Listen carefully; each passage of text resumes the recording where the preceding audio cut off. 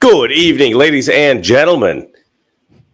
I don't know what Jason's doing right now. Anyway, welcome to the peace to guns. I don't know what that means. I don't know what I'm that a little means. crazy today. But I will. Clearly, that's okay, though. That's okay. Because, as you well know, Jason, we are the least professional live stream here. Of course. On That's our thing. It's our badge of honor. It's how we roll. Do we start the show on time? Not always. Not always. Just depends. Bay Area Cuddy says, Mr. Reagan, do you think the second debate will be the kill shot?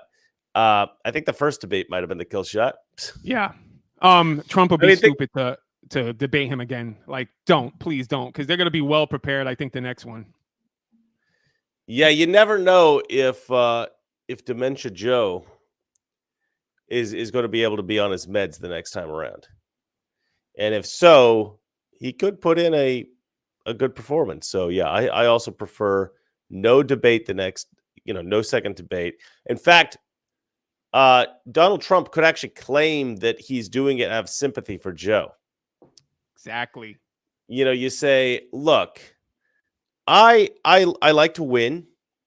I'm very happy to be, the successful candidate here and to win the election. But I don't want to do it stomping on the faces of my enemies. I'd much rather just win in a dignified way.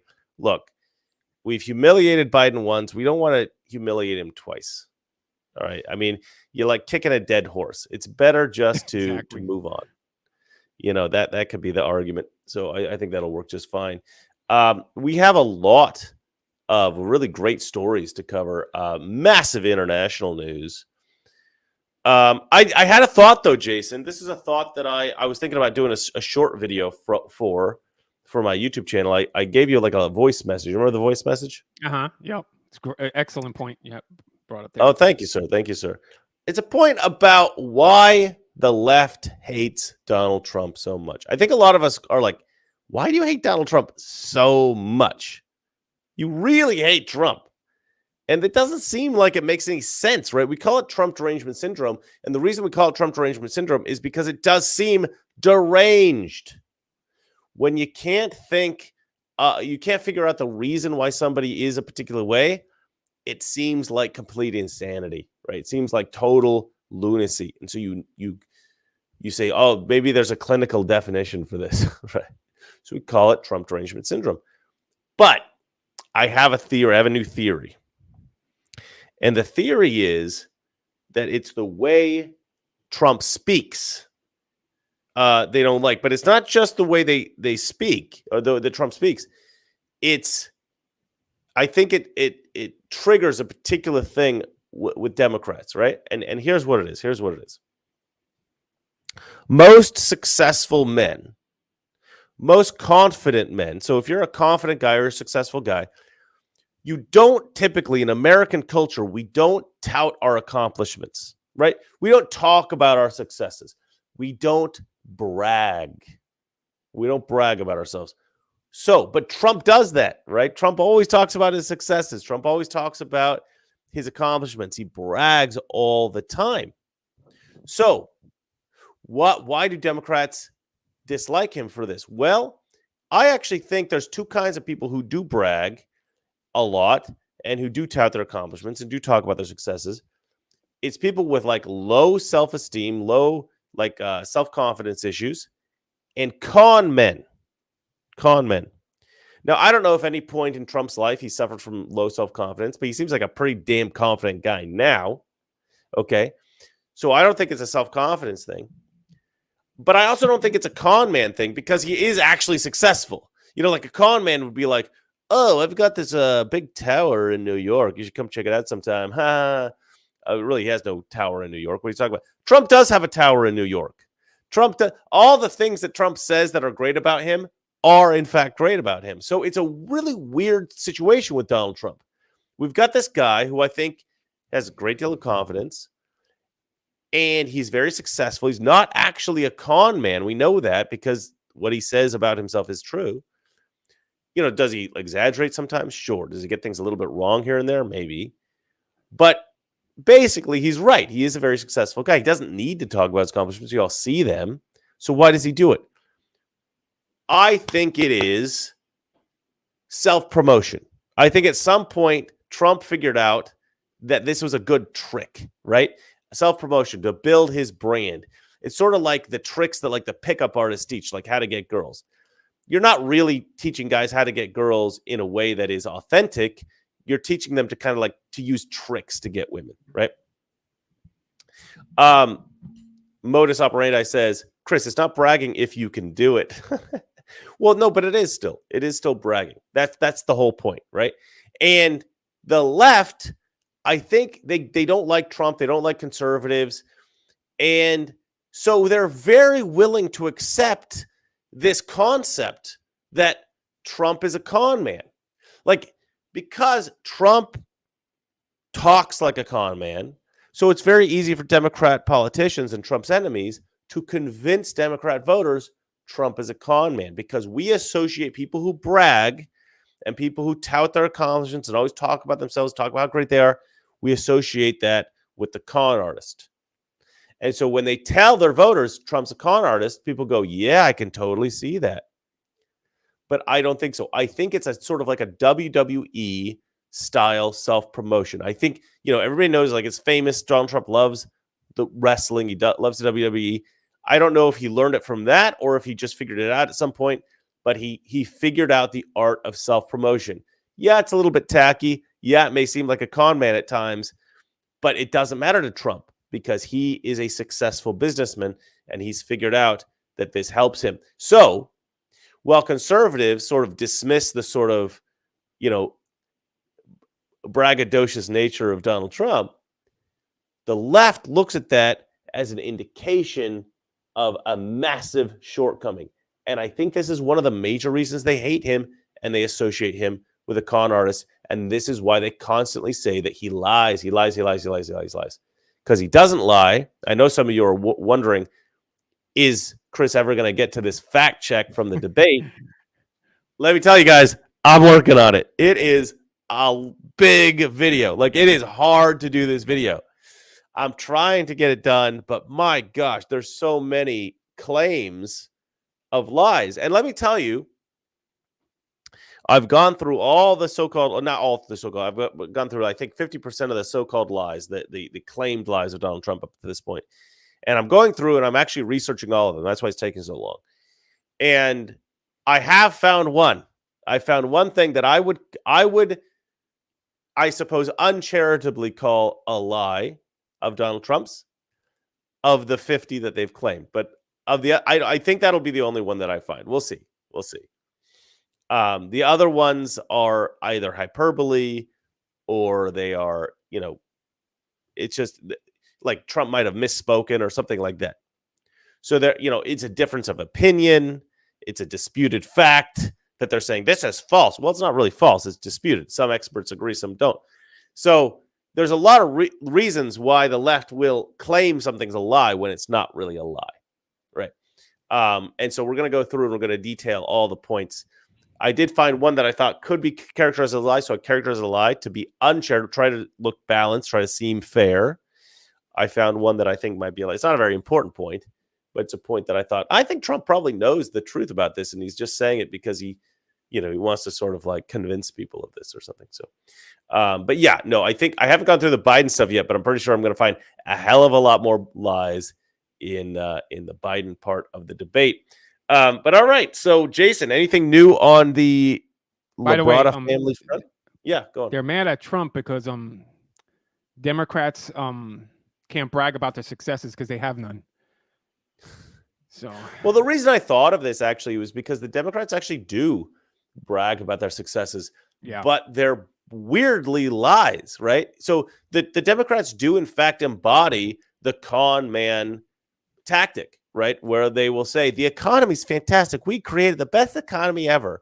It's like, what are you even talking about? Yeah. Have you gone to buy eggs right now? Like, they're like, oh, inflation is transitory. It'll go away in a month. Okay, it's like been years. Yeah, that's the thing. Like, they don't expect it coming from the other side, that bragging, because they're not supposed to. They're supposed to stay in line. So that's right. We're always.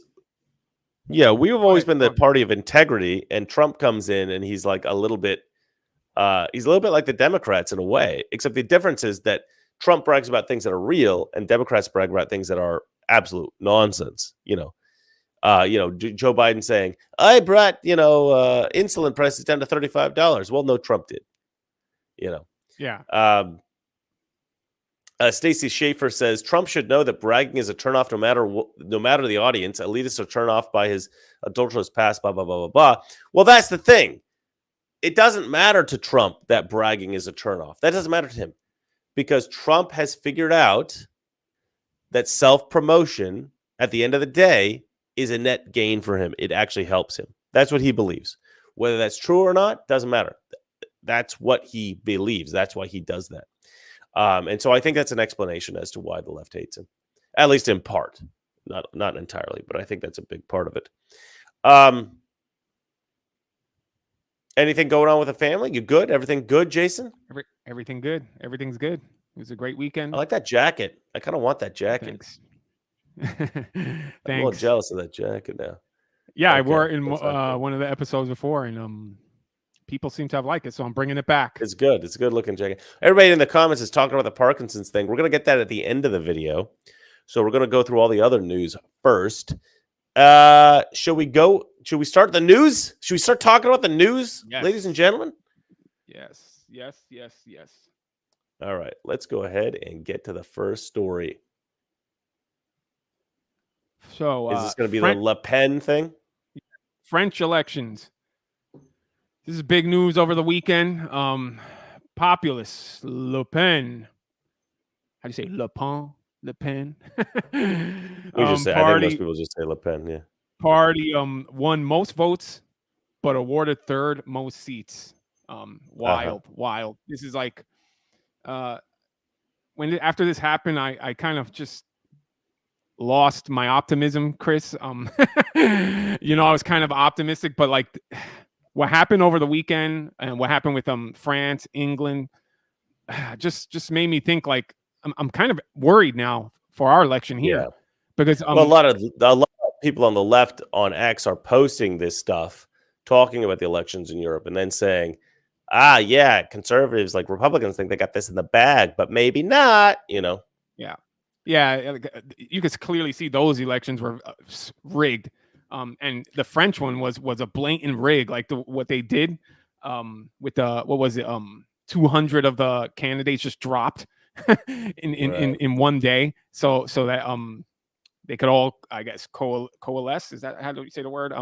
Together on the leftist communist side, but you can clearly see there was rigging and. Yeah, there was like a tactic. Well, that's the problem with European elections is they got this multi-party thing.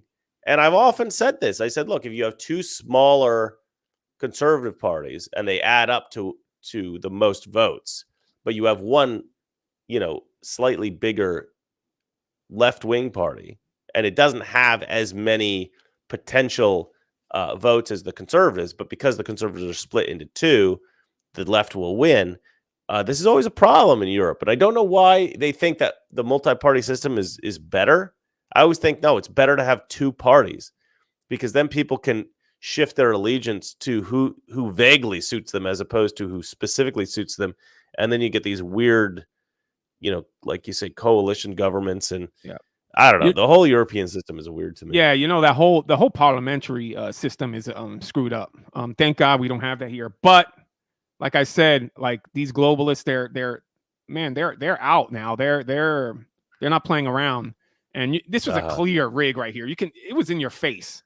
Like it was a political tactic that was completely unethical. I'm the back French to election results. Yeah, go on. No, I'm just saying I'm back to my view of things just have to get really, really bad for the average person to finally wake up. The French election results showed that the alliance of dishonor between President Emmanuel Macron and the far left effectively blocked the populist national rally from gaining a majority, despite Le Pen party having won the most votes. According to French Interior Minister Marine Le Pen's national rally, won the most votes of any party during Sunday's second round of the snap legislation elections at over 8.7 million, good for 32.05% of the vote. Yeah, and before you go on, Chris, before you go on, like people should be outraged over there. Like they should go on the streets and I don't know, do something. Like people should be out. But it's there funny needs to be revolution.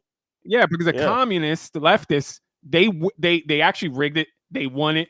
And then they're still going out and starting fires and rioting, even though they won, Like, no, this is effectively a coup. This is effectively a coup. You want to talk about insurrection, right? They're saying it's an insurrection. This is a flipping insurrection right here. Yep.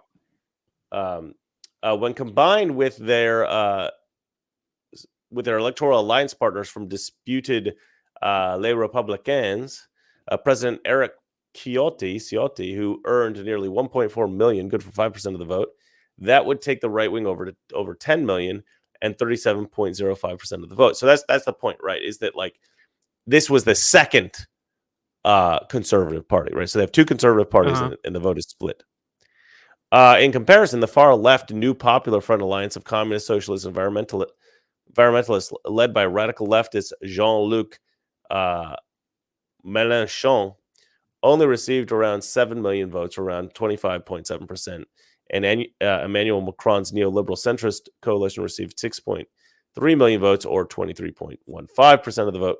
However, despite receiving 1.7 million fewer votes than RN, the New Popular Front was awarded the most seats of any party, currently projected by Le Monde at 182. Macron's coalition won an estimated 168 seats, despite coming first in terms of the vote share, and RN and its partners were awarded the third most seats at a projected 143. The disparity between the votes and seats in the National Assembly came as a result of the backroom deal struck between President Macron and the New Popular Front, in which each side agreed to drop out in favor of the candidate with the best chance of beating out the Populist Party in over 200 legislative districts. So they understood. They figured out, okay, we're splitting our leftist vote. So we've got to consolidate the leftist vote, and then we can finally beat the conservatives in this sort of like tomfoolery, right? In this is a trick, essentially. It's a trick. Yep. And it was only facilitated by this multi-party BS. And I hate this multi-party BS. I've warned about this for years. Nobody ever listened to me. Yeah, of course, because I don't have a big enough channel. Yeah. But I always said that the multi-party thing is BS. I always used to say like, oh, we need a third party, but a few years ago I stopped saying that because the two-party system is a much better system, because I actually figured out all the negatives in a third party or something would not kind of it would kind of work against our own best interest. So right. This is this crazy is the graphic that you wanted to show. Yeah. Right. Like, so if you look at the go ahead. The top one, and I think this National Rally one, right? Top one's New Popular Front. I think that's what's her name? Le Pen, right? No, and National Rally. Le Pen is the National Rally. Yeah, right. So she's third, okay, and she got most of the votes there. it's crazy. Votes, right. But I think what is it? New Popular Front. There's the Republicans down here. The New Popular one I think that's a straight up communist one. Is that right? Okay. Yeah. Well, anyway, so I can't calculate this because I don't know the French politics enough, but I don't know why you gave me this graphic, but it's very unclear. Because Le Pen's National Rally plus allies, her party, right. They got the majority, yet they're in third place. So I mean, that clearly shows something wrong there. It's not going by what the people want. Right. So they did actually get more votes, but they got more votes by consolidating in each region. Right. Okay. And they actually probably would have won a lot more, the conservatives, had they not made that backroom deal. It's an interesting kind of a thing. It's a little bit difficult to follow because, it's European politics. I'm sure there's people in the chat that follow it better than me. Matt Marino writes, Chris, I always listen to you. You know how and where the closest Hollywood conservatives lurk. Keep up the excellent work. Well, thank you very much, Matt Marino. You know what, Chris? Like it's even though you spelled my name wrong. It's just so sad, like to see you're witnessing Western society just destroy itself. I mean, it's just sad. It's a disappointment. I don't know, like, well, these people, really these leaders, like the society actually isn't destroying itself. The society is trying to fix itself. right? Yeah, We yeah, did have a correct. populist conservative movement. That's what I was gonna And say. no, you're right, Like the Matt. That's all leaders. good.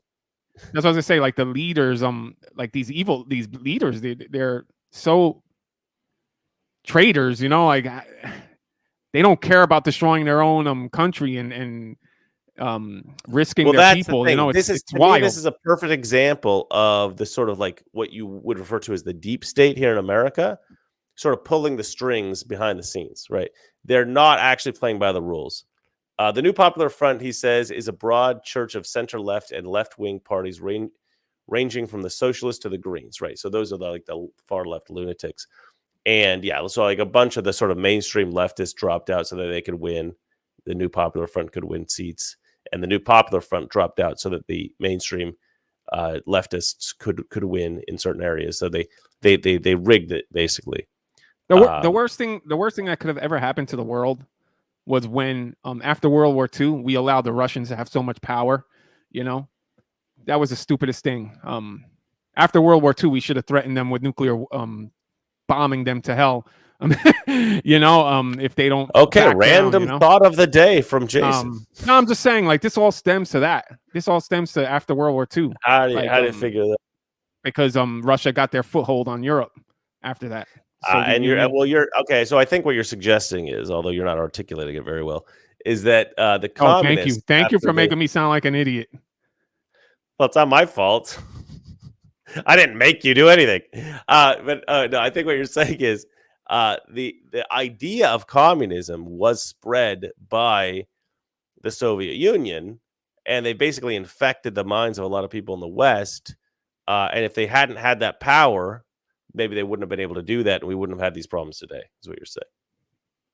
Yeah, pretty much, yeah. So the Soviet Union had their foothold in Europe, and because they did have these sort of brainwashing. They had East Germany. Did have these sort of brainwashing programs. Yeah. To like now they've sort of like infected everyone in the academia and everything like this. All right, let's move on.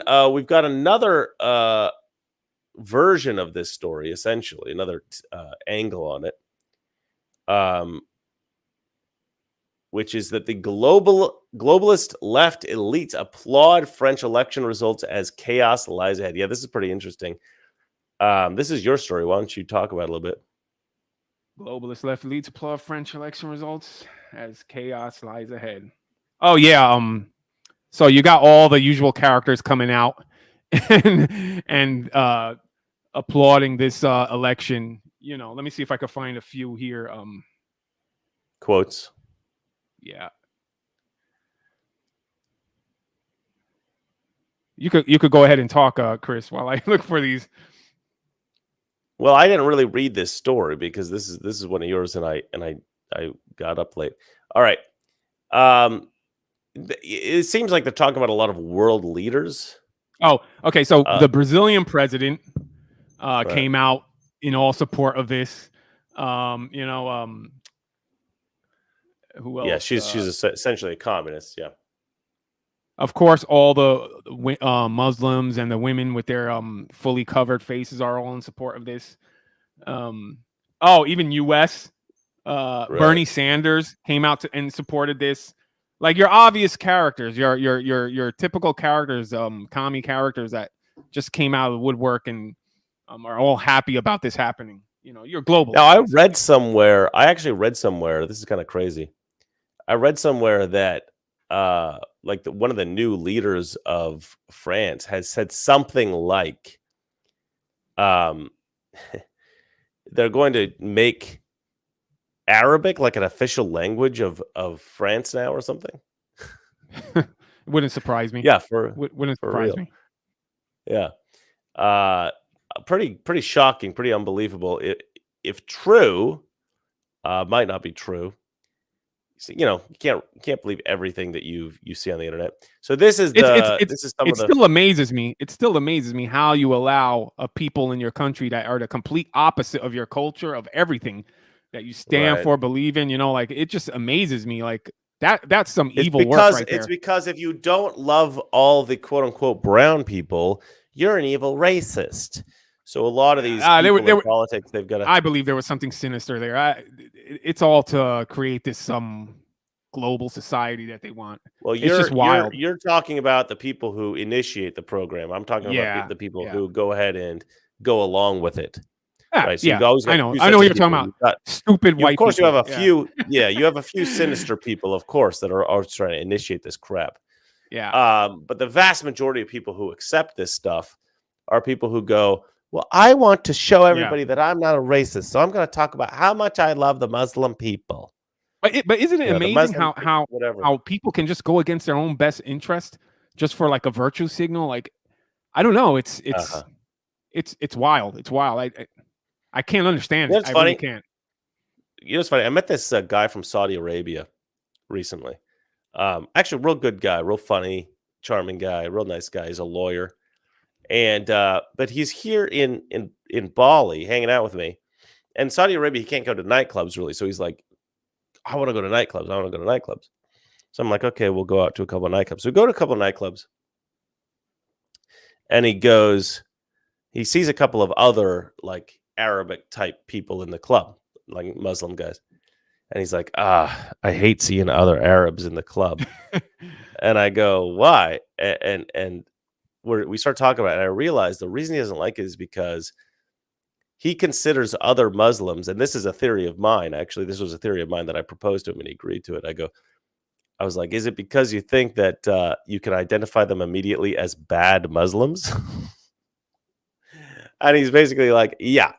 And we kind of discussed it. And basically the idea is like, these people from Muslim countries, at least Saudi Arabia and other, more strict Muslim countries, if you end up sort of rejecting, going to nightclubs and partying and stuff like that and drinking and everything, you're essentially rejecting your faith. You're rejecting your culture. And if you come from a country that says, you've got to be like a good person, you've got to be a good Muslim, and you reject that and you're going to party in the nightclubs, you're probably not just somebody who's like in America or Europe, you can be a Christian and you can go to nightclubs and stuff like that. And it can be more of a sort of like you're not necessarily being a bad person. You're just being a little bit more secular. You're just kind of like not being, super, super conservative Christian.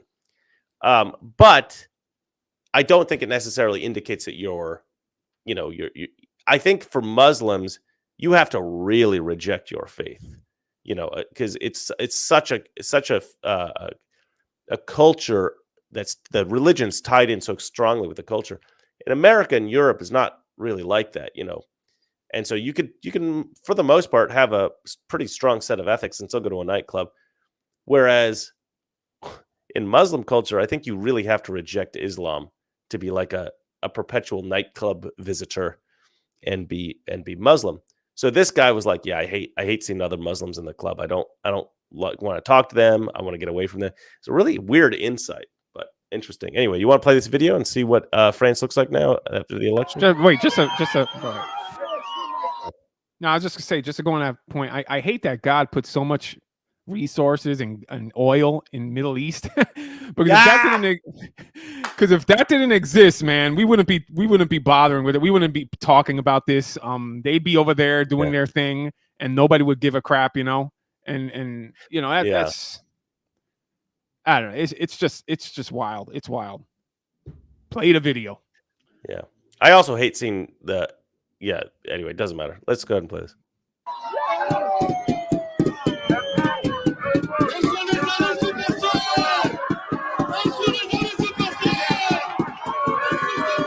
You won. Why are you doing that?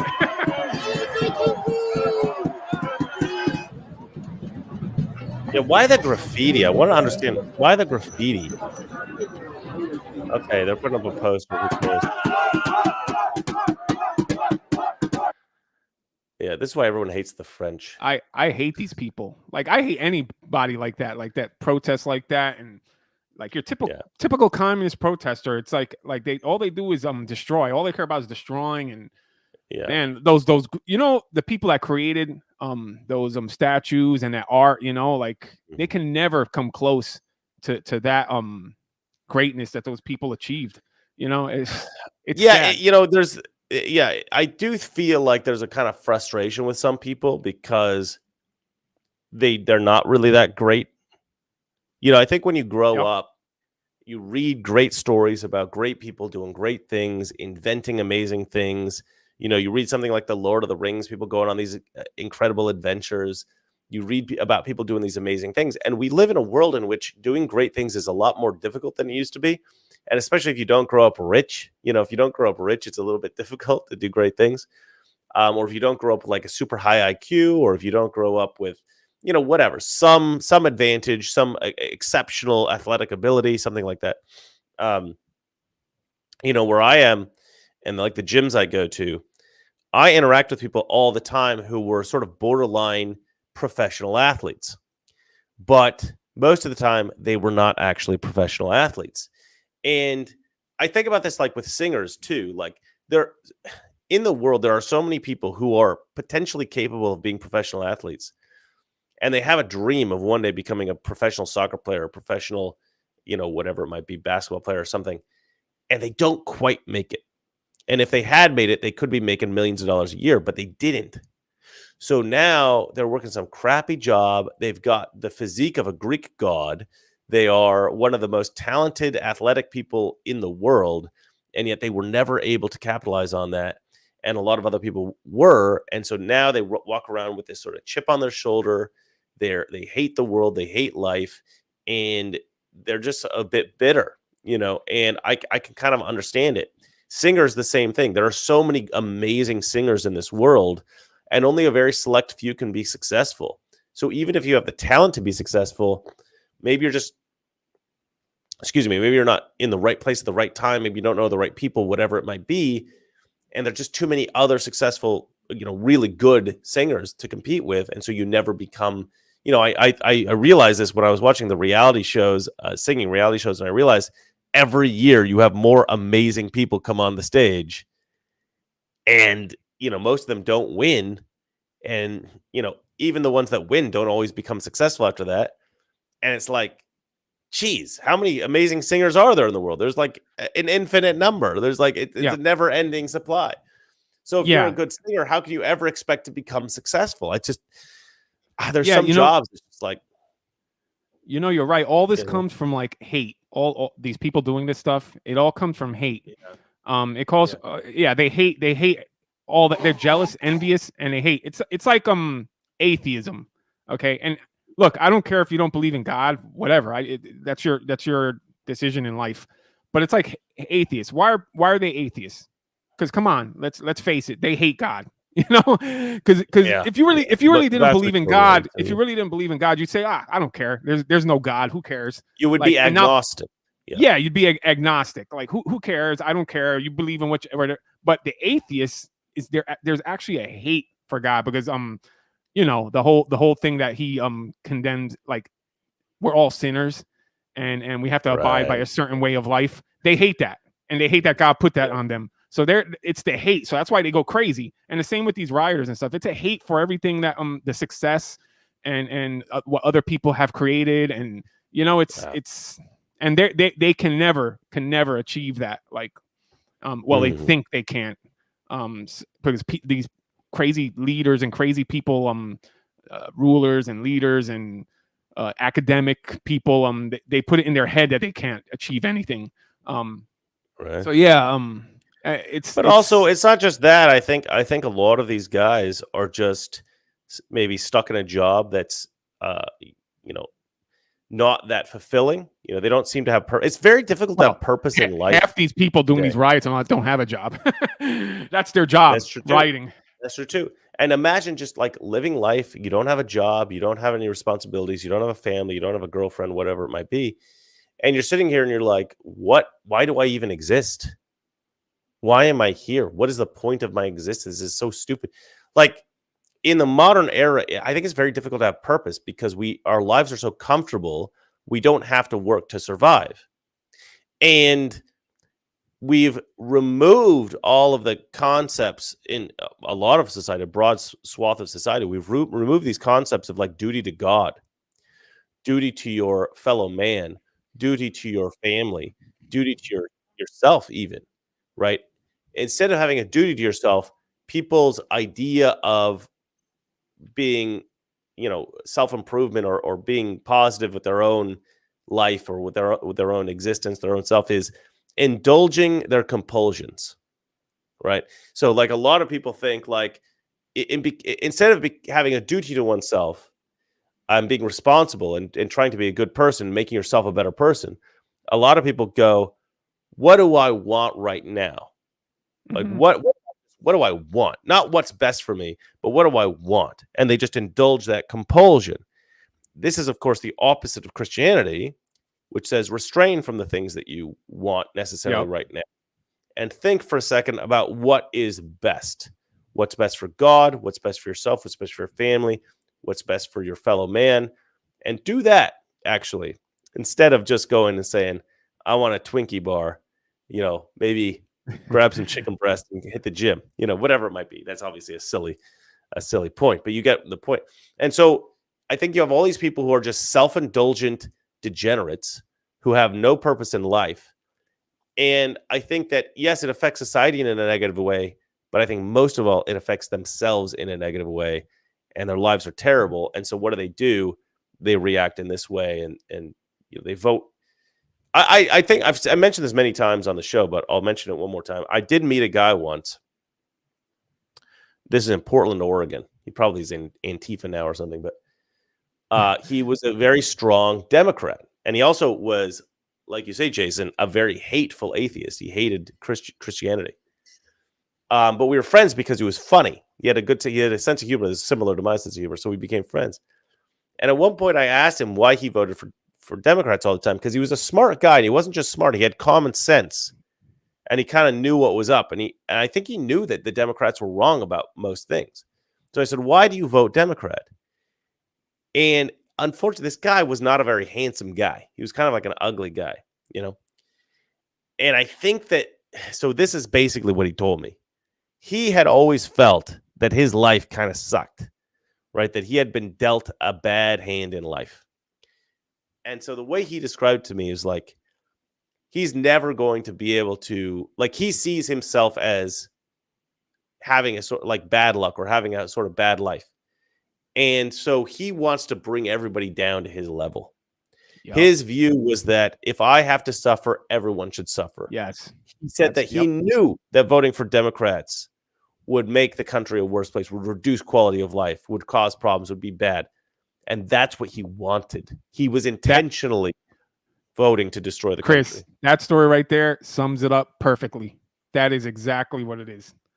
It's him times a million. No, it's not. That's the thing. So this is the nihilist Jason. I think it is. Assuming the worst always. No, but have you never had the ruling class? I mean, except the ruling class, they're in it for the money and for the power. Do you not have any Democrat friends, Jason? Yes and no. I mean, Okay, so I have other Democrat friends. I pick my friends wisely. But you talk to your friends. You talk to your friends that are not like with your views, and it's like that one person that I talked to one day about, like I'm telling him about Trump and all that, and he's telling me he'd rather vote for Iraq instead of Trump. Like, well, hold on. Let me just say, first of all, Gorka says your Democrat friend is a psychopath, and then he writes, "I have 0 Democrat friends." Look, I do have Democrat friends. Several, and the vast Democrat family members. Okay. So all of them except for this guy, they basically have the same fundamental view on politics, which is why they vote Democrat, and that is that they have a very simple perception of how things work. I had one guy explain it to me this way. He says, "I work for a very big corporation, and I see how much money the CEO makes, and I see how much money the janitor makes, and I don't think that level of disparity is fair." That's what he says, right? And so that's his entire worldview. His entire worldview is. Oh, what is that? That's hate on the rich. It's the same thing. Like, why? It's not necessarily hate on the rich. It's really more sympathy for the poor from his perspective. But the problem with that, can I finish? Just let me finish the concept. I'm not saying anything. I'm not saying anything. Keep interrupting. So the basic No. concept is he wants to create equality, not that he necessarily wants to pull anyone down, but he sees that as the best way of creating this equality is you pull a little bit of money out here and you put it down here, and that seems to make sense to him. Now, he's not, of course, realizing the concept of incentives and incentivizing people. And, the reality is it is kind of true that it's not really fair. You know what I mean? Like, you do have jobs in which people work really, really hard, and maybe they're even really talented and really skilled, maybe even really intelligent, and they don't get paid that much. And you have other jobs which really don't take that much, like stuff like finance and stuff like that. It doesn't take that much effort and doesn't take that much brains, but the people who get into those careers, they make a ton of money. Trust me, I know people who have worked in finance, investing, not that bright, very, very rich. So, though the system isn't always fair, that is true. However, broadly speaking, how else are you going to do it? If you just take money from certain people and you give it to other people, this actually disincentivizes people to work harder, work smarter.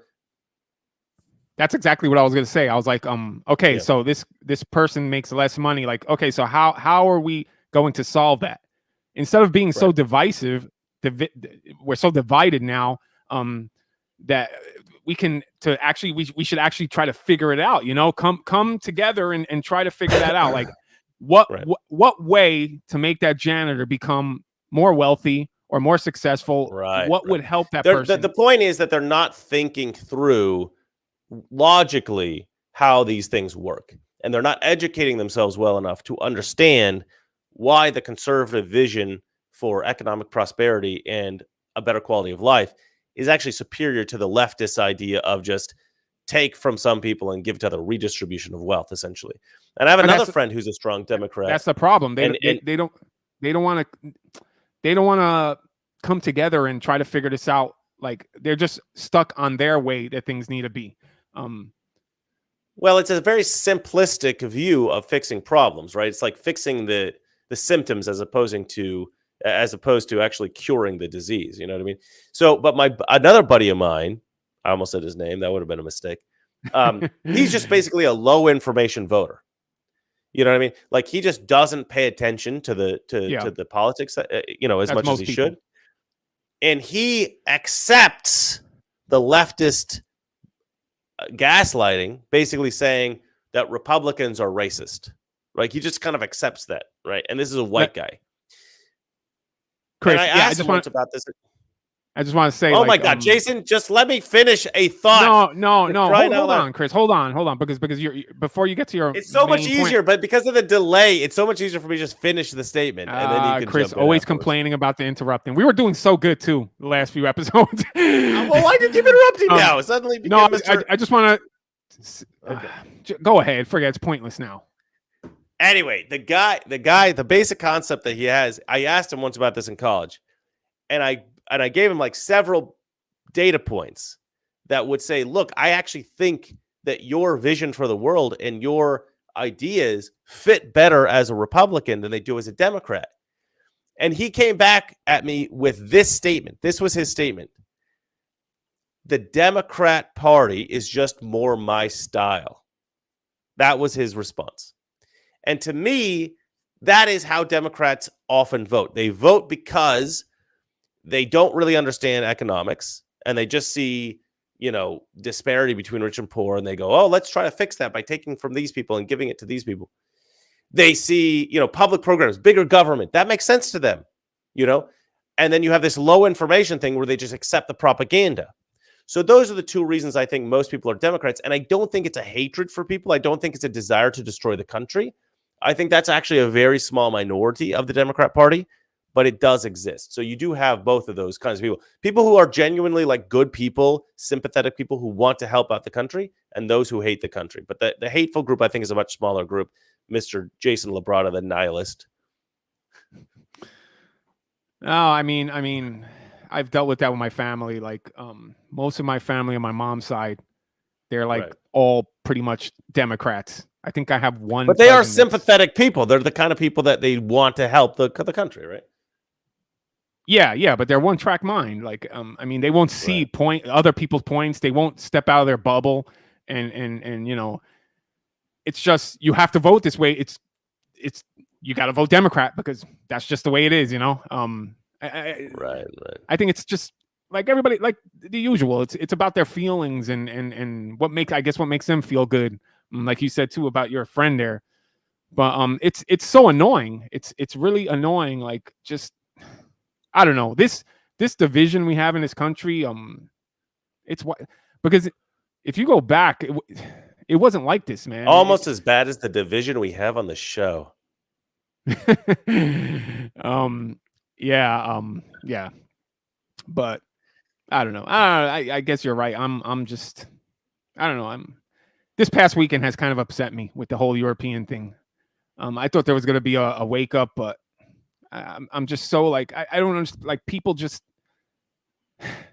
when let's go on. Let's move on to the British. Let's move on to the British story, because the British story, I think, is even worse in many ways.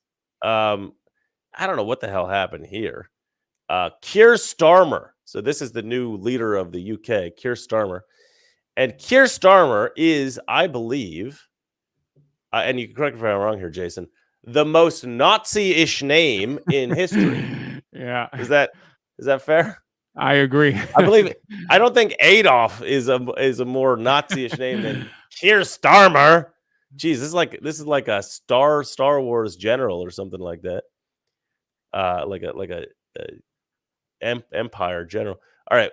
Keir Starmer swept to power this week in Britain after the spectacular self-destruction of the Conservative Party under Rishi Sunak. Yeah, Rishi Sunak was always a bit of a disappointment, wasn't he?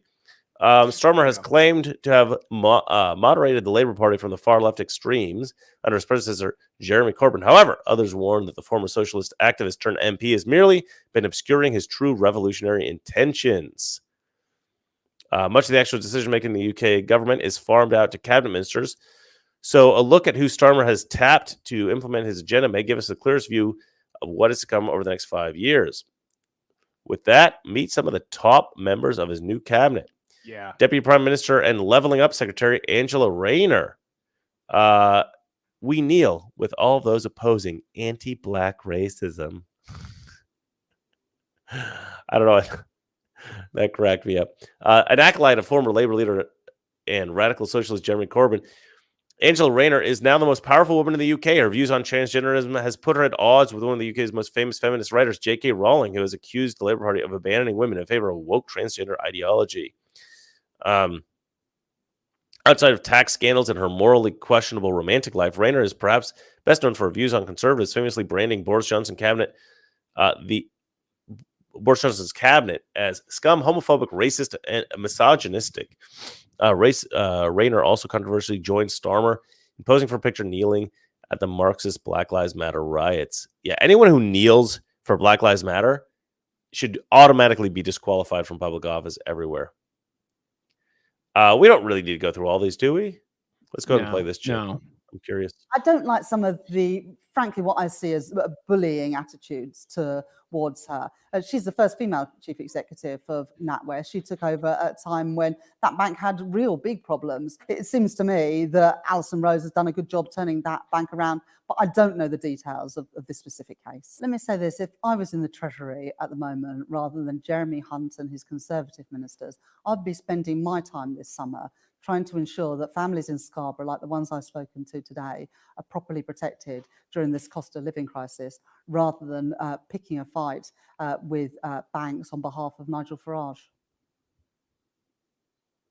Okay, so apparently that was about how if a British citizen was debanked because of their legally held political beliefs on her watch, she would ignore it, and she does not care about that. And this is apparently utterly terrifying. I do agree with that. You know, there is this kind of thing about canceling people on the left that they actually think it's okay. Like, if you don't have a bank, that's fine. I wish they had put the question in, because she didn't. Normally what they do in interviews is if they're not going to have the reporter's voice on the interview, they will have the person repeat the question so that people know what's being talked about, but they didn't do that there. Yeah. I apologize for that. I hadn't seen that video yet, so that was a bit of a mistake. But anyway, what are your thoughts on the UK situation and this Keir Starmer guy and this whole disaster over there? It's the same as my thoughts earlier. Like, I don't You get really it. posted a lot of articles and things about this. You clearly are very passionate about the strange death of Europe, which, according to Douglas Murray, happened because quite some time it ago. amazes me. We've talked about this before. It just amazes me. We've made so much progress in the world, Western society. Yeah, You know, we made so much progress. We've created great inventions. We got rid of slavery. You know, we've made society pretty much like everyone, most people in a middle class kind of position where they don't have to worry about money or anything, and we've created this great society, and they're destroying it like in a rapid pace now. And I just it frustrates the hell out of me. Like and the worst of it all, it's I'm let's move very on. upset about this. I understand that. I am also disgusted by it. I feel sorry for the people of Europe. I do think there needs to be some kind of major shift. I think the French could have a revolution. Have another revolution, France. Why not? They're fun. This is an extremely disturbing story that I wanted to go into. Chuck Schumer, and I love the picture they used because he is a sort of weaselly little troll, isn't he? And they've got a great picture of him looking like a weaselly little troll because that's what he is. It says Schumer. I mean, he looks. Conan O'Brien used to do this joke where he would have, who's going to play this political character in a movie, and for Chuck Schumer, he always used from Sesame Street, the Count from Sesame Street. Mm-hmm. And I always thought that was hilarious because he looks quite a lot like Chuck Schumer. Jason obviously doesn't find this as funny as I do, but no, because it is. But you could just see it shows on their face. They're the evil. Yeah, he's evil. He's an evil piece of crap. All right, so John Solomon reports Chuck Schumer moves to deny Trump immunity for election challenge after SCOTUS ruling. Now, I've actually looked into this story. I read through John Solomon's story here, reporting. And yeah, apparently the Supreme Court didn't rule on whether or not what Trump did was necessarily in the course of his work, right? So the Supreme Court basically just said, yeah, if he's doing something in the course of his job, then he has immunity, right? And I think that now it has to be decided, like what Trump, what was Trump doing on January 6th? What was Trump doing, here and there, and like was everything in accordance with, or in furtherance of his job? It was everything necessary for his job. Now, I would argue that it absolutely was. Everything he did, he was on the job. He was working. So everything he was doing he was working. It's a little bit ridiculous anyway, because all the accusations against Trump are complete nonsense. So this is all kind of stupid. Like, he shouldn't need immunity from not committing crimes in the first place. But so what Chuck Schumer's trying to do is he's trying to draft some kind of legislation or something. I can't remember exactly what it is. I'd have to look it up, but declaring that Trump's actions were not in the line of duty. They were not official actions as president, right? So he's trying to decide it. He said, I will work with my colleagues on legislation classifying Trump's election subversion acts as official acts not subject to immunity. Or sorry, as unofficial acts not subject to immunity. So I don't really understand this, to be perfectly honest. They're going to draft legislation that classify Trump's actions as unofficial. I didn't even know that was a thing that Congress could do, but apparently that's what he wants to do. I mean, they are desperate to keep Trump out. This is anyway. This is what they. This is Yeah, what go they on. do. Like, they don't Yeah. stop. They're relentless, you know. They lose, yet they keep going. That's why I say you didn't understand me. I sent you this a while ago. That even though we win, our side wins, we end up losing later on, like, because they keep chipping away. They keep at it. Like, they don't stop. They're relentless. Well, that's you the know, nature of evil, isn't it? yeah. Evil never dies. It's an ongoing, it's a perpetual battle. That's why when people, when into we have a eternity. victory, or like the Supreme Court does something, or we have a victory, I tell people, just wait. It's not over. It's not over. They'll be back. They'll figure it out. Yeah, but you don't need to be so god dang cynical. Well, dude. I am. Let people enjoy a victory every It's- now and again. Chris, it's a lifelong disappointment. That's always seeing the same thing happen over and over Try again. to be Like, try to be a little bit look at this positive. guy. He's still around. He's still making decisions, passing laws, and you know, it's Jason, I agree with you. I literally just said it's a never-ending battle. But you can stop every once in a while and appreciate the victories. You don't have to be negative every second of every freaking day. I wrote here because Joe Biden, I don't know why we didn't cover this story because it's a big deal. I don't know why I didn't post it, but Joe Biden about 10 hours ago posted this letter that he'd written to Democrats in Congress. And he said he shared his thoughts about this moment in our campaign. It's time to come together, move forward as a unified party, and defeat Donald Trump. He basically wrote, he is not leaving. He is going to run. Joe Biden has really put this out. My brother made the point that, yeah, you're going to keep you're going to keep saying, I'm in until the moment you pull out, aren't you? So he's going to declare always with the utmost aggression that he's in it. But this seems pretty solid. And I wrote, so because of this letter, you reading stuff, Jason? Jason has a little bit of ADD. So when he looks away, I get nervous. Shall we wait until you're done reading? No, go ahead. Go ahead. You good? Okay. All right. So I wrote, I'm trying to make a point. To you specifically, Jason. I wrote, after Joe Biden posted this, I wrote, well, it's official. Trump is the next president of the United States of America. And then I wrote little clinking glass. See, you understand that that's a joke. Let me read some of the comments from some of the people that follow my X account because it was annoying as hell. He writes, some people, okay, hold on. Unless they steal it again. And it's like, okay. Yeah, I'm not actually saying that we've already got this in the bag. Somebody else wrote, they will steal it again. Okay, yeah, I get it, guys. And somebody writes, there are still very many corrupt local officials in Pennsylvania, Nevada, Arizona, Georgia, Wisconsin, and Michigan. No voter ID required. Lots of mail-in ballots, ballot harvesting. Dems are cheaters, and there has been near zero election law reform. Yeah, I guys, come on. I'm just making a little bit of a joke. All right, chill out. This guy writes, never underestimate the midnight hour on election night week. Oh.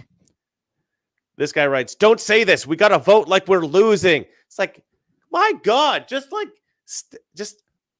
take a breath. I guess you got to put in like parentheses or something. Sark. Yeah. I'm just messing around, guys. Like, the reason I'm saying it's in the bag is because we're all a little bit worried that they're going to sort of like last minute throw somebody in who could believably win and then steal the election in a way that actually they can cover up, which they cannot win with Joe Biden. Like, even cheating, I don't think. Him doing these things, though, like him saying those things and like he's still in and all that, kind of got to me like, okay, they know something that nobody else knows. Like, I think they're planning something because you have the whole media saying that he needs to go. Like, you have all these leftist media people and everything saying he has to go and he should be replaced and doubting him. Yet the White House and his people and him, they're still like, we're in this. We're gonna win this. But Jason, it's even politicians I mean, we'll get into it in Yeah. a second here, but you're That's sort why of I'm jumping thinking, the like, gun because we actually these- have these. Yeah. Let's get into that later. Let's All right. before we get into the next story though. Let's read a couple super chats. I've been neglecting these guys. Dame Frodo Lives, whom we love on this show, says we just want to say thanks. Just wanted to say thanks to the chat for all the kind words last week. You guys are great. Hey, where's Kurt? Yeah, where is Kurt? Where are you, Kurt? The chat is the best, aren't they? The best. You guys are the best. We got Fernandez T giving us $10, and he writes, "Greetings from Los Angeles, gentlemen. Proud of you, boys." Well, thank you so much, Fernandez T. I used to be in LA as well, but now I've escaped. You know what's funny? If I tell Europeans that I lived the last 12 years in Los Angeles, they go like this. Oh, like it's really cool, you know? And I always go, it's not as good as you think. Yeah. Let's see here. Same thing with Miami. It's like when you tell them Miami, it's like, oh, Miami. I'm like, no, it's Yeah, it's not. All right, once you MMA live Fix there- jumped in. MMA Fix was supposed to be on the show today, but he got stuck at the airport. So he writes, "Sorry, I'm late. Could you start over from the beginning? Thanks, boys. You rock." All right, so first story. Let's have a look. All right, let's move on to the next one. My God, Chuck Schumer is such a degenerate. Now this is an interesting story. Go ahead. You know what the next one is? Lindsey Graham. Both Trump, Yep. Biden should take neurological exams. I can't stand this guy. Like, hold on. Why can't I find that? Okay, there we go. Share screen. Sorry, guys. A little technical difficulty here. Oh no, that's not it. I got the wrong one. God dang it. yeah, but this guy is just amazing. Like, well, but here's the thing. Here's what I love about this. I actually don't hate this because Trump always says, "Let's both do it." yeah, he does. Let's both take cognitive tests, right? Let's both do drug tests. I'm willing to do a drug test. Is Joe Biden willing to do a drug test? Of course, you don't hear anything from the Biden administration because Biden's on drugs, right? There was another story recently. Somebody said that they think they know why. It's the most obvious, Captain Obvious statement in the history of the world. They go, "I think I know why Joe Biden doesn't want to take a cognitive test. It's because he's afraid of what the test will show." Yeah, no kidding. Of course, that's why he's not taking the test, because he knows what it's going to show. But yeah, I don't mind this actually. What were you thinking when you posted this? Did I lose you? No, I was thinking like this guy is incredible. Like, but I guess I see your point. They should both. This should be something that they do. This should be something that everybody demands. Yeah, every potential president maybe should do this from now on. I mean, it's the only thing is like, yeah, normally I don't know if you necessarily would have to have something like this because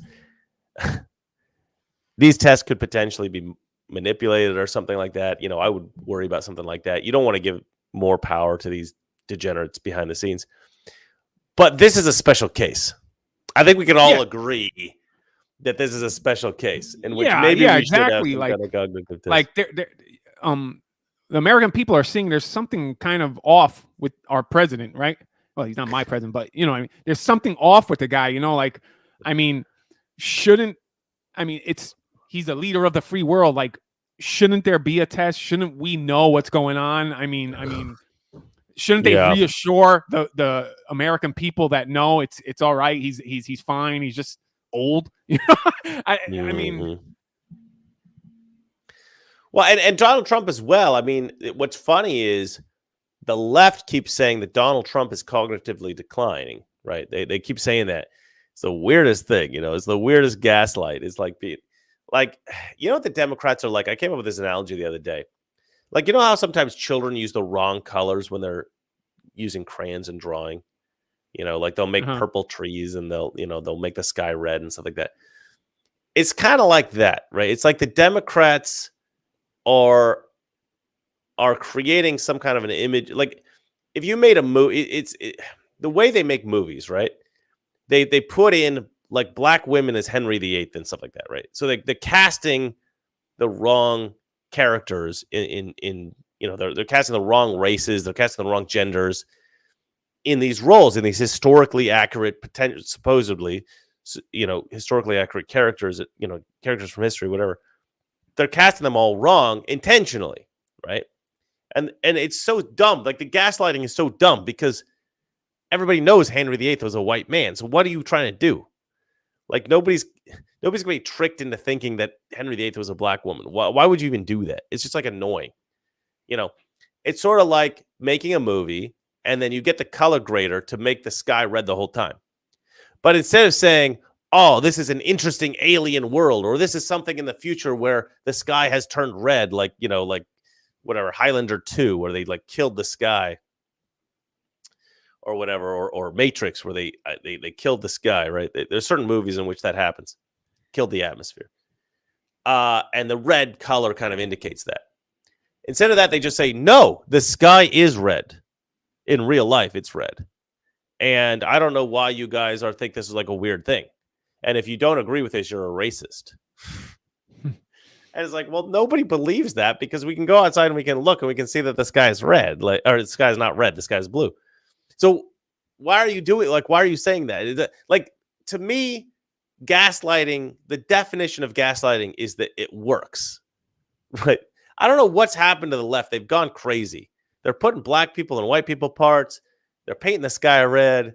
There's all this kind of gaslighting nonsense that doesn't, in my mind, it's not convincing us of anything. Like, if you say that, oh, it's not Joe Biden that has the cognitive decline, it's Donald Trump. Well, we all saw the debate. They've kind of said that less, like with less frequency after the debate than they were like just coming up before the debate.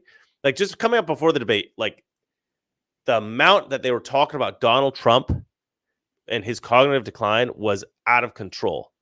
I was just like, what? I even went on Newsmax, I think, at some point and was talking to Gorka, and I was like, and I said, I like read one of my tweets, which was, there's gaslighting, and then there's whatever the hell this is. Like, because gaslighting needs to be effective. And I said that, Democrats used to be the best propagandists in the world.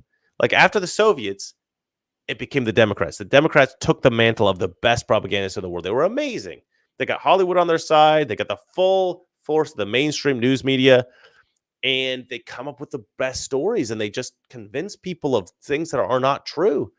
But now they've gotten to the point, and I don't really know why exactly. I guess because their political positions are so bad now. They're saying men can be women just if they just think about it. If they just feel like women, they're women. So now they take these weird positions, and so they're just trying to. I mean, they've actually convinced a lot of people that's true, which I think is crazy. But anyway, so that's my thoughts on Democrats and their gaslighting. But it's crazy. It's gotten completely out of control. So yeah, I do think that what Lindsey Graham is saying does make sense. Have Trump take a cognitive test again. I know he's already taken one, but have him look, if that's what it takes, yeah, that Trump has to do it so Biden does it, go for it. And have the results be transparent. Yep. Have the results be public. Anyway, that's what I'm thinking. All right, you want to move on to the next story? Yes. So necromancy. AI company resurrecting classic Hollywood stars to read audiobooks. This is weird, right? Yeah, I found this interesting because I don't know where I stand on this. Like, it's kind of interesting to hear. I would do like a Cary Grant reading. I would buy that book. Yeah, that's what I'm saying. Like you say, you have these people that do what do you call that when they do voices of people, actors and stuff like that? Impressionist. Yeah, like we love that, right? We love it when people do it. I mean, it's the fact that somebody's actually able to do impressions of people. I guess that's the whole thing. This is more like recreating through a computer and stuff like that, or AI. But I mean, I don't know. I find it kind of interesting. I don't think it's like a bad thing. I mean, It'll kind of probably be cool. Like imagine Ronald Reagan hearing Ronald Reagan do say the Constitution or something. You know? Exactly. Well, here's where I think it actually works in my mind. The company that's doing this has said an estate, so the descendants or whoever it is who has the rights to this, person's whatever legacy, an estate will get a considerable amount of money from licensing and agreements. Gunkel, I guess, is the name of the person. Said it's not unlike a company negotiating a copyright deal to use a popular song by Queen in one of their ads. The record company also could, in theory, say no, no matter how much money they're offered. So this is something that is, not necessarily, they're not just stealing these people's voices. They are paying for the rights. Yeah. So I think it's actually kind of a cool thing. I kind of love this. I mean, the only thing. Yeah, go on. Somebody wrote Spearhand, whatever, wrote Jesus reading the Bible. But think about it. Charlton Heston reading the Bible. Come on. Yeah. We don't have audio samples of Jesus, so exactly. Just FYI. Yeah, 100%. Charlton Heston reading the Bible. How cool would that be? I actually heard Mel Gibson read the Bible in real life. That was kind of cool. Oh yeah, you told me about that story. That is in Los Angeles. I used to a buddy of mine. He wanted to go to. He was Spanish, and in Spain he used to go to like a Latin mass church.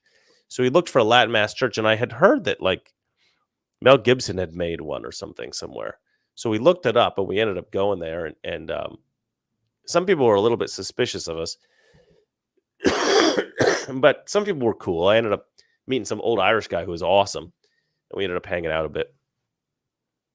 And I went there a few times, actually. I went there for a few Sundays to this Catholic Latin Mass church.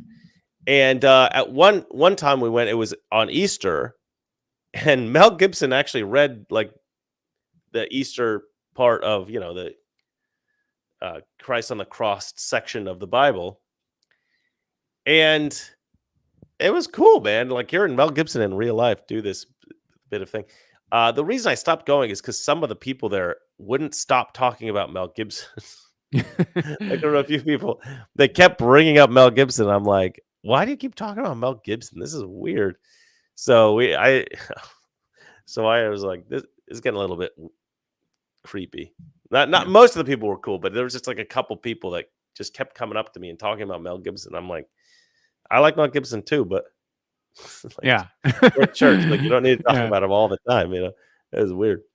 But anyway, yeah, this will be great. I think this will be great. Yeah, I would like. But Mark Hamill sold his rights to his image and his voice to Disney, so this is kind of the same.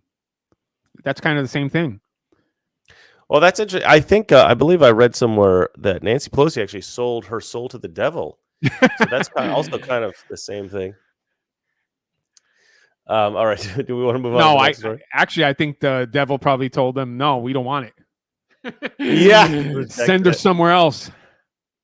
I had this visual joke in a cartoon that I had planned to make that I was never able to get to work, even though I spent a bunch of money trying to get it to work and I never did. But the idea was that like,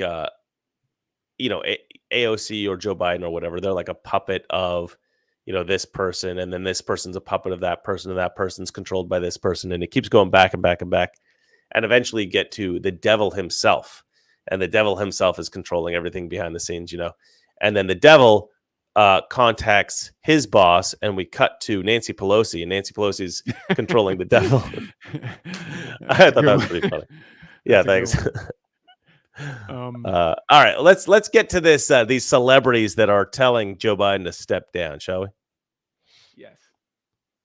Rob Reiner, that you wanted to talk about. Rob Reiner turns on Biden. It's time for him to step down. Stop effing around. Yeah, this is a weird one because Rob Reiner is such an establishment Democrat guy. Yeah, that tells you something. He writes on his X post, it's time to stop effing around. If the convicted felon wins, we lose our democracy. Joe Biden has effectively effectively served us with honor, decency, and dignity. It's time for Joe Has he? Biden to step down. So if he has, why Yeah, does he have to what's step weird down? about Like, that is I that don't I get it. believed for quite a long time that Rob Reiner is in cahoots with some people behind the scenes. So I think that if Rob Reiner is saying this, then he's sort of been given the green light to say it. I Yeah. mean, that's just speculation on my part. Oh, That's, agreed. Yep. yeah. But what an absolute creep. I can't stand Rob Reiner. He's a complete, total degenerate.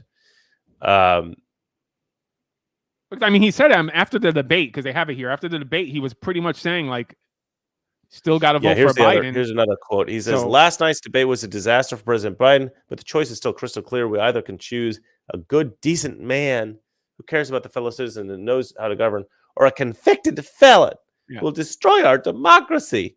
Not a tough choice. Our democracy being the oligarchy that runs the Democrat Party, presumably. And now he's not changed a his tough tune. choice. Now he's changed his tune. So some conversations are happening, ladies and gentlemen, within the Democrat Party. People are kind of galvanizing. What I don't understand, and I've been saying this for a while now. What I don't understand is that if you want Biden out and you are a major player in DC, why don't you just expose the corruption? They've got evidence. The FBI has an absolute mountain of evidence against Joe Biden. We know this. I mean, it's been reported by countless intrepid reporters on the right. So why not just, if you want him out, present the evidence of his corruption in Ukraine, present the evidence of his corruption in China. I mean, we've got some of it, but let's pile on. Okay, let's make the evidence so blindingly obvious that there can be no denying the fact that Joe Biden was taking bribes, that Joe Biden was selling influence, that Hunter was involved, that his brother was involved, that his sister was involved. Let's get it all out there, all right? Let's put it all out in the open. If you want Joe Biden gone, let's see the evidence. Let's lay it out on the table. The only reason I think that maybe if they want Joe Biden out and they can't present the evidence to incriminate Joe is because there might be people who are also involved that you know that they don't want incriminated. You know, Nancy Pelosi could be involved, something like that, right? So now they're trying to keep it on a rise. It's the only thing I can think of. But otherwise, you have there's a reason that Joe Biden is the perfect puppet. There's a reason you control, and it's not because of his senility. It's because of his corruption. But you can't have that Damocles sword dangling over the guy if you're not willing to use it. You got to be willing to use it. But I do think that that's the final thing. To me, that could be the great big October surprise, right? That could be, that's a good, I should write that down because I want to do an October surprise video. That could be the big October surprise, right? Is that they actually expose Joe Biden's corruption once and for all, and the guy goes to flipping prison, right? He'd have to be impeached. He'd have to be tried and convicted, but that I don't think that would ever happen. That might be too many people would go down with him. But what if it did? Let's just Jason, let's just dwell in this. Let's just dwell in this fantasy for a moment, shall we? Oh, that would be amazing. I mean, hopefully Trump does it. All right, now here's another one. This is I believe that this man is referred to as a white turd. I believe that's how he's described. Michael Moore says Democrat leaders pushing Biden to stay are guilty of elder abuse. So the white turd's also coming after Biden, which is mental because this guy is such a strong establishment Democrat. He would probably get mad at being characterized that way because he thinks of himself as some kind of rebel. But the white turd is not a rebel at all. We've got one more here. Oh, no, we've got two more actually. Let's see here. Senior House Democrat Adam Smith becomes the latest to call for Biden to drop from the race. Smith, the ranking member of the House Armed Services Committee, accused the president of not seriously addressing the concerns that his debate performance has raised. He said, President's performance in the debate was alarming to watch, and the American people have made it clear that they no longer see him as a credible candidate to serve It's a weird thing to say, credible candidate. That's not really, I don't think what he meant, but that's what he said. Credible candidate to serve 4 more years as president. Smith said in a statement. Criminal candidate. Is that what I said? Yeah. Credible candidate. Yeah, well, I'm still getting over that damn. I don't think it was a cold. I think it was like bronchitis or something. No, it was your subconscious. Maybe. Is a criminal. It was a Freudian slip, ladies and gentlemen. A non-sexual Freudian slip. All right, let's see here. There is one more about this particular story. This is Shifty Adam Schiff. Let's watch Pencil this. neck. Pencil neck Schiff. Joining me now is Democratic Congressman Adam Schiff of California, a candidate for Senate. Congressman Schiff, welcome back to Meet the Press. Thank you for being here. Great to be with you. It is great to have you here. I want to get your gut reaction to that interview on Friday night. Obviously, the president trying to turn the page. This was based on what you saw, do you think he is still the strongest candidate to beat former President Trump? Well, ultimately, this is a decision President Biden is going to have to make, and President Biden alone. But I would say this, he has been an extraordinary president. He has created millions and millions of jobs. He has expanded and strengthened our NATO alliances. He has brought back manufacturing in this country. He has brought about the most aggressive attack on climate change. He has done more in one term than most presidents ever do, no matter how many terms they get. There you go, Chris. I'm talking about. Yeah, that's what you're talking about, the lies. Someone who ran the country into the ground by his mishandling of a deadly pandemic. Oh my. Someone who is a pathological, not only pathological liar, but is immoral, indecent, unfit for office. But the performance on the coming from this guy. Yeah, I think rightfully raised questions among the American people about whether the president has the vigor to defeat Donald Trump. And this is an existential race. Given Joe Biden's incredible record, given Donald Trump's terrible record, he should be mopping the floor with Donald Trump. Joe Biden is running against a criminal. It should not be even close, and there's only one reason it is close, and that's the president's age. And what I would say, Kristen, what I would advise the president is seek out the opinions of people you trust. He's obviously talked to his family about this, and that's important. But he should seek out people with some distance and objectivity. He should seek out pollsters who are not his own pollsters. He should take a moment to make the best informed judgment. And if the judgment is run, then run hard and beat that SOB. Congressman, what is your opinion? I mean, you watched that interview on Friday, and a lot of Democrats. So here's my opinion on this. Why he's doing this? Yeah. Because he is scared to death. He does not. He wants the next president to be a Democrat. He does not want Trump to win. Probably. He's good. Yes. So he's scared. Of course, he's gonna say that. Like he sees he doesn't see Biden could actually win this thing. You may be right. You may be right. He should be scared actually, because where's all that evidence of Russian collusion now, Adam Schiff? You piece of shit. Yep. Now that it's been all the stuff that guy's proven, done. Yeah, absolute piece of garbage, that guy. But I actually don't agree with you. I don't think that's why he's saying it. I think that Adam Schiff is essentially an attack dog for the deep state. Like, he basically just says whatever he's told to say. This guy's a mouthpiece for other people. Yeah. I don't think right. I don't think there's a single thing that comes out of this guy's mouth that is legitimately his own ideas. I think he has been bought and paid for by the deep state. I think he just parrots whatever they tell him to say. I don't think there's an original thought in his head. Yeah, he's just an automaton drone. So somebody basically told him what to say. He got on here and he's saying it. Right. So this is, to me, it's very similar to these other guys like Rob Reiner. It seems to me he's been given the green light. You know what? We need to say Biden needs to step down. So I think Schiff has been told this is the new narrative. This is what we're saying now. So somebody changed behind the scenes, their opinion.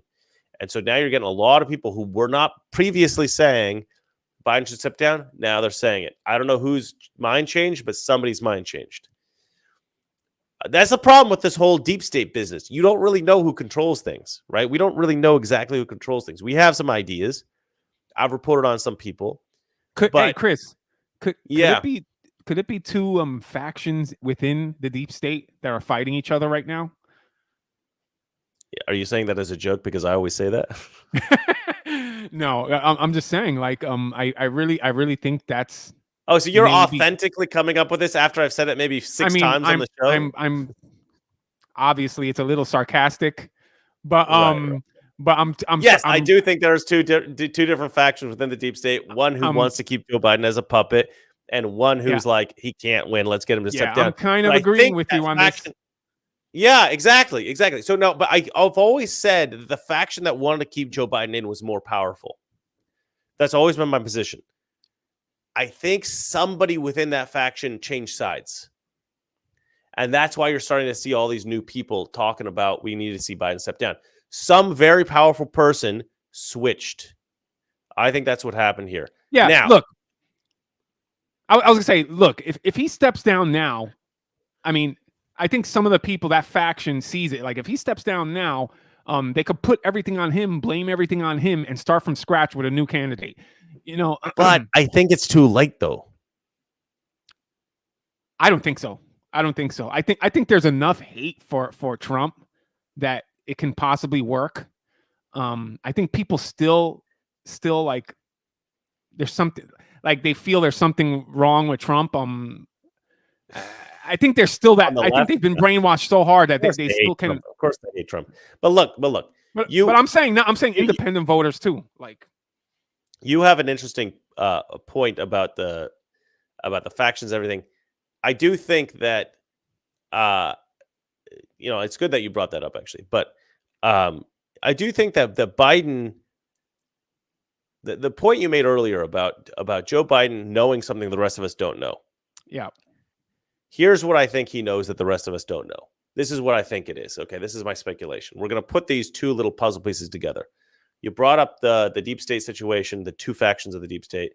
You brought up the idea Biden knows something we don't know. I presented you guys with my idea that maybe somebody flipped. Here's the thing. Whoever it is within the deep state that has the most power to make these decisions, I think is still on Biden's side. I think that's the thing that Biden knows that the rest of us don't know. I think that's why we haven't seen the evidence of his corruption laid out before us. That's why I think he's not being impeached. That's why I think he's not going to prison. I think that they have not pulled the trigger on this last ditch effort to get rid of Biden, because they can.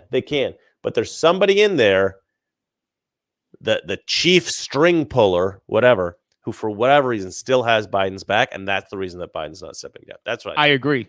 That's why I'm seeing all that stuff, all the people going against him, all the people saying stuff, even Schiff, like that, and then he's still like, we're running, and then Jill comes out, everybody's coming out saying he's still running, and putting him out there. They're like putting him out there in all these interviews, all these setup interviews and stuff. So that tells me, like, they know something that these people don't know. And the only possible thing is the obvious. They know it's going to be rigged again. This is a good episode. This is a good episode of Talk Smash. You're bragging, Chris? Yes, because we set up. Well, they're not all great. Let's be honest. You're pulling a Trump. We started this show talking about one thing. We got to a point where we're talking about another thing, and then at this point, we're able to put all the pieces together and come up with some speculation about what's really going on behind the scenes here in real time, and the public gets to see it. When Jason and I have conversations like this on the phone, this is the kind of stuff that happens. By the way, folks, when we have the conversation on the phone, it's better. It's more intellectual. He's lying. I don't get more intellectual than this. All right, should we move on to the next story? Yes. Biden admits to doing wars around the world. So I don't know why I didn't want to do this story, actually, because I don't even know what that means. Well, but because they asked him a question like, here it is in the thing. You've had months to challenge him, and then Biden says, well, sure, but I was doing a hell of a lot of other things like wars around the world. I see. I mean, wasn't this interview edited and it wasn't live? So that's another thing. You see, that's another thing that goes back to our point. Like, why would they release that? Is there a video of it? Let's go ahead and play this. Oh, sure, I had myself, but I was also doing a hell of a lot of other things, like wars around the world. Well, the problem is, so now I'm doing the fact check thing, right?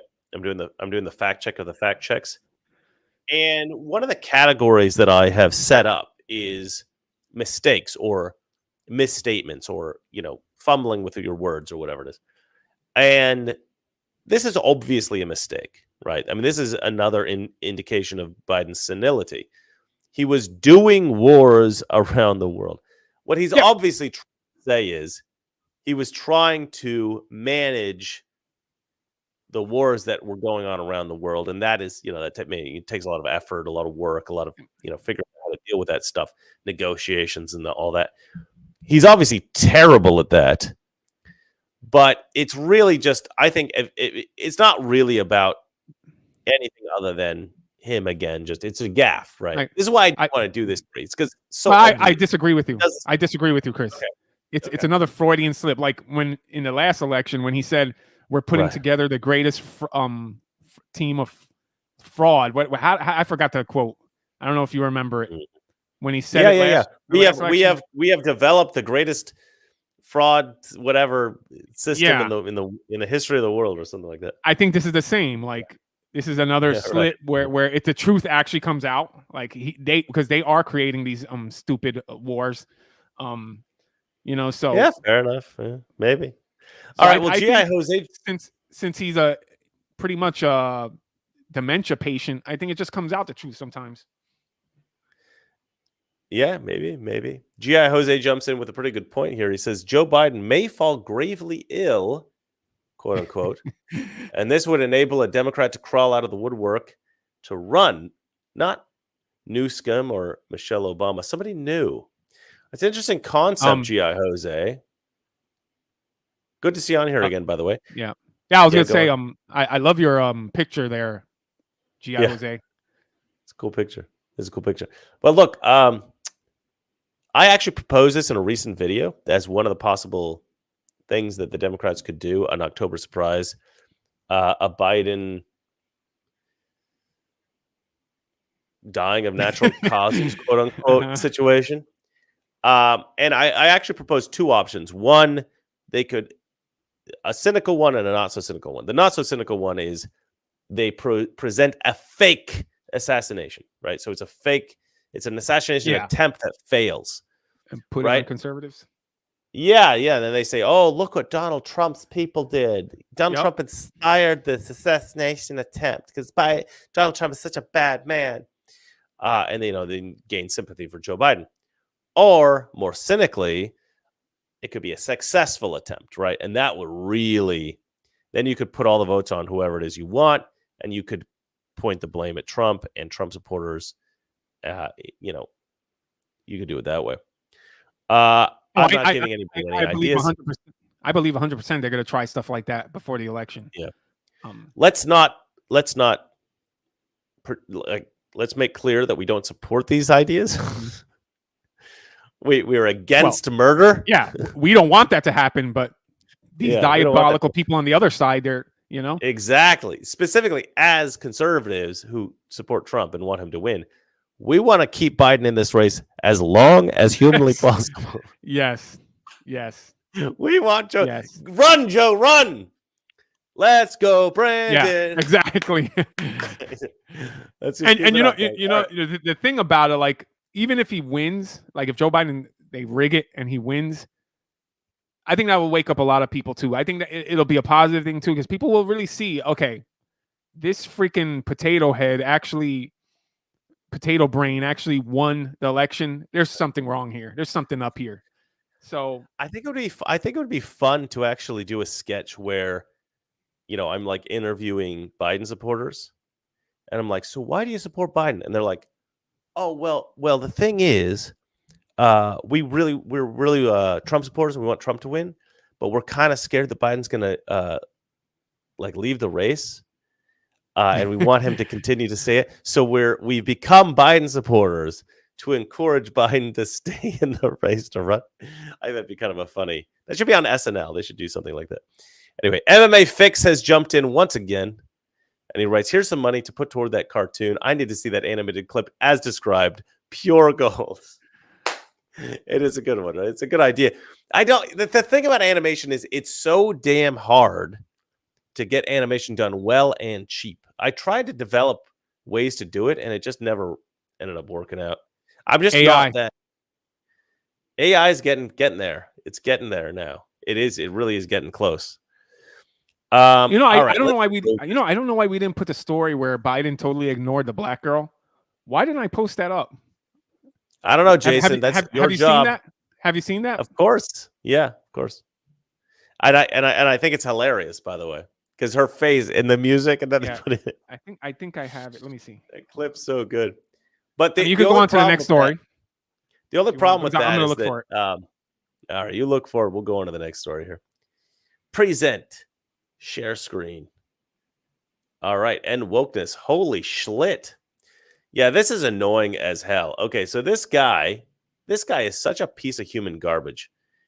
If I just hate this guy. He's a communist. He's a piece of garbage. He is the mayor of Chicago. They voted him like the most left-wing mayor in history. He looks like a skunk. So end wokeness. This is his comment. Over 100 people were shot in Chicago over the 4th of July weekend. Mayor Johnson is blaming it on Nixon. Yeah, he's blaming it on it. I watched this. Ridiculous. So we cut off the pipeline of boys between the ages of 10 and 19 being either victims or the perpetrators. So, yeah, it is personal.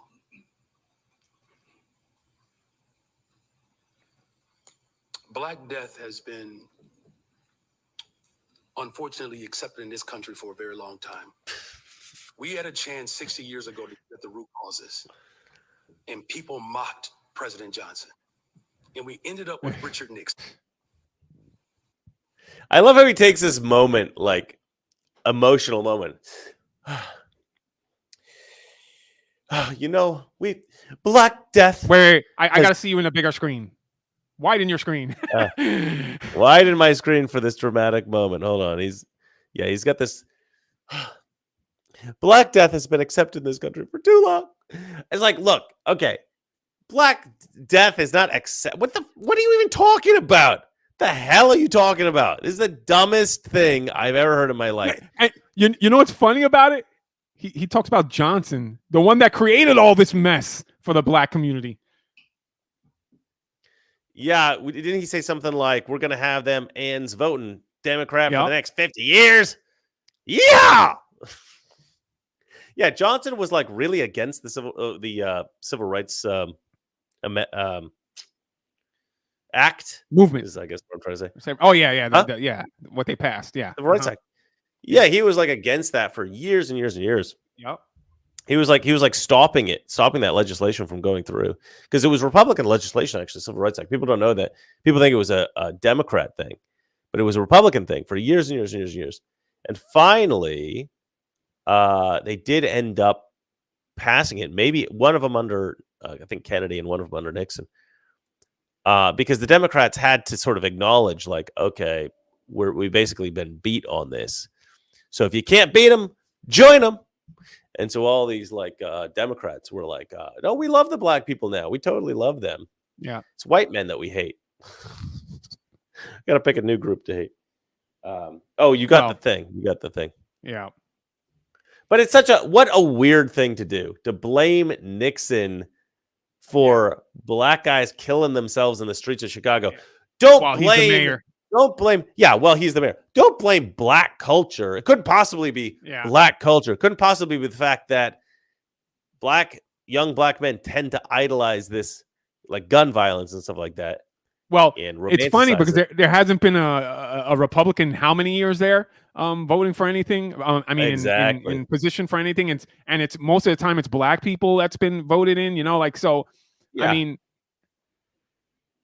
That's what they do. You see, this is what we were talking about earlier. They just lie. Like they brag, like you said, but it's all lies. It's exactly what we were saying earlier. Yeah. All right. We got the clip of this black girl that Joe Biden dismisses, and I'm gonna refer to this, Jason. You can correct me if you think I'm wrong. I believe that this is what they call comedy gold. Oh, you know what? I can't. Where is it? Oh yeah, here it is. Okay.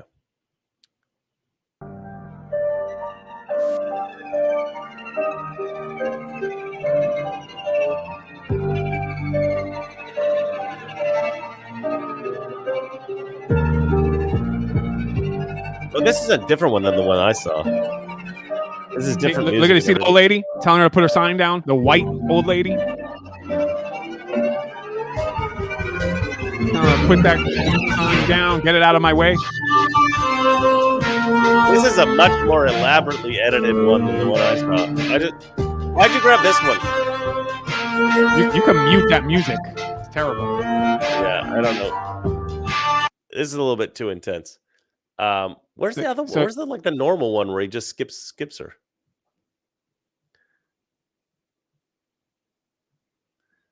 He does it now. But the whole old lady, white lady, like he goes right to her. Like look at how sad she is. Right now, she's like, he just went to the lady that was just yelling and screaming at me. And yeah, well, what was that? Okay, so there's a much better clip. That one's a pretty bad one. I don't like that one. But the funny thing is, so it has been claimed, and I've seen the footage, so I know this is true, that Biden actually went to that group of people twice. And he did, the first time he went to that group of people, he did hug this black girl, right? But I don't actually think Biden remembered that. I think Biden went to this group twice. The second time, he thought it was new people. I don't think he was aware that he had gone to these people already once. And so I think that this neglect of this black girl still stands. I don't think it was like, oh, I hugged her once, I don't have to talk to her again. I think it was, I don't know who you are, but I think it was just like it's just slipped his mind and he just messed it up. But no, we don't have to watch the other one. We don't have to watch the other one. Let's get to. Oh, because I found it. I actually found the one. If you want to see it. All right. Let me send it to you. We'll play. Oh, I thought you'd sent it already. Okay, I wouldn't have agreed to this. Sent. I wouldn't have agreed to this if I didn't know it was sent. All right, let's play this one. Yeah, this one's way better. Stop screen. Present. Share screen. Where is it? Okay. Boom. All right. Let's back down. Mute. Yeah, I'm gonna get copyright claim on this. I love that. Like he just completely ignored. I love the contrast between hey and then okay. All right. I'm just looking at her face. Right. I mean, the face is saying so a million things. She's so sad. No, I had a and like she's smiling, trying to see if. I love the music. I love the music they put on this. It's so sad. Oh, crack me up. She keeps trying to talk to him. Yeah. Just keep ignoring her. Oh, poor black girl. And what are these white people doing? They should like let the black girl have her moment, you know? Typical. I was at a party the other day and I started talking to this Hungarian girl actually. And there was a guy that she was with before I got there. And he literally spent the rest of the night standing about 3 feet away, waiting for us to stop talking. And he had the same face.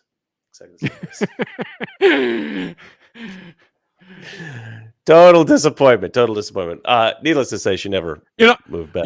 On X, everybody was like feeling bad for her, saying, "Oh, how horrible! This is so sad." And I'm like, "No, I don't feel bad for her at all. She's the one voting for it. She's voting for the guy." Yeah. But here's what I think. Maybe this will wake her up. Hold on. This is what I think should happen. Donald Trump needs to send this girl a first-class ticket to Mar-a-Lago, give her a big hug, treat her to a beautiful dinner, introduce her to some other big wigs in the Republican Party. Everybody just shows her a great time, tons of love. Yeah. They video the whole thing, and then they put out a Trump campaign ad contrasting what Biden did and what Trump did. To me, that would be gold. That would be good. It'd be so funny. This is such an opportunity, Actually, I'm going to text my friend who's part of the Trump campaign, and we'll see if we can't make that happen. It's pretty funny. All right. They so did. now They the did story of contrast the it. They did contrast it though with the video of him in that fast food restaurant with the was it a fast food restaurant with the black girl where he goes up to her, hugs her, That's and all true. that stuff. That They was did right. put those two Yeah. together, and yeah, That was a great contrast, that one as well. All right, let's get to the main story of the day. This is a big deal, ladies and gentlemen. This is a huge deal, in fact. It is believed by the New York Times. The New York Times wrote this story that Joe Biden has Parkinson's disease. Parkinson's expert visited the White House 8 times in 8 months. The White House said President Biden had met with a neurologist only 3 times in more than 3 years in office, but would not say whether the visiting expert was consulting with the president's physician about his health. An expert on Parkinson's disease from Walter Reed National Military Medical Center visited the White House 8 times in 8 months from last summer through this spring, including at least once for a meeting with President Biden's physician, according to official visitor logs. The expert, Dr. Kevin Kennard, is a neurologist who specializes in movement disorders and recently published a paper on Parkinson's. The logs, released by the White House, documents visits from July 2023 through March of this year. More recent visits, if there have been any, would not be released until later under the White House's voluntary disclosure policy. So we'll find out how many times this guy's met more recently than that. It was unclear whether Dr. Kennard was at the White House to consult specifically about the president or was there for unrelated meetings. Oh, come on. I think we all know why he was there. Dr. Kennard's LinkedIn page described him as supporting the White House medical unit for more than 12 years. His biography on Doximity, a website for health professionals, lists him as a neurology consultant to the White House medical unit and the physician to the president from 2012 to 2022, which would include the administrations of Barack Obama and Donald Trump. Records from Obama administration when Biden was vice president showed that Dr. Kennard made at least 10 visits in 2012, plus a family tour, 4 in 2013, 1 in 2014, 4 in 2015, and 8 in 2016. Mr. Trump rescinded Mr. Obama's voluntary White House visitor disclosure policy, so records are not available for his 4 years in office. Blah, blah, blah, blah, blah. The implication is that Joe Biden has Parkinson's disease. What do we think, Jason? I think